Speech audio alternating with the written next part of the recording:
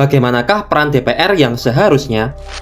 Yang terpintas dalam benak kita saat mendengar DPR pasti selalu menimbulkan kesan negatif seperti perampok rakyat, penindas rakyat, sarang koruptor, beban negara, dan kesan-kesan negatif lainnya. Ini kesan yang wajar karena sikap dan perbuatan yang ditujukan oleh anggota DPR jauh dari kesan wakil rakyat. Misalnya, baru-baru ini ada penambahan tunjangan DPR sebesar 50 juta sebagai pengganti rumah dinas, anggota DPR yang berjoget, statement yang menghina rakyat, dan lain-lain. Padahal, masyarakat saat ini sedang menghadapi kesulitan ekonomi akibat kenaikan pajak, kenaikan harga kebutuhan pokok, dan tingginya angka PHK, sehingga perilaku anggota DPR tersebut sangat tidak etis.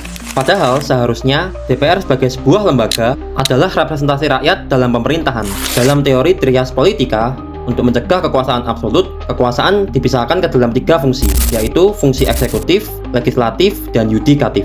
Di Indonesia, kekuasaan legislatif diberikan kepada DPR yang anggotanya dipilih setiap periode secara langsung oleh rakyat. Sebagai lembaga legislatif, DPR memiliki kedudukan yang setara dengan Presiden dan lembaga kehakiman dalam mekanisme check and balance. Artinya, DPR sebagai representasi rakyat selalu mengawasi setiap kebijakan yang dibuat oleh pemerintah untuk memastikan bahwa kebijakan tersebut harus sesuai dengan kepentingan rakyat berdasarkan aspirasi yang mereka serap.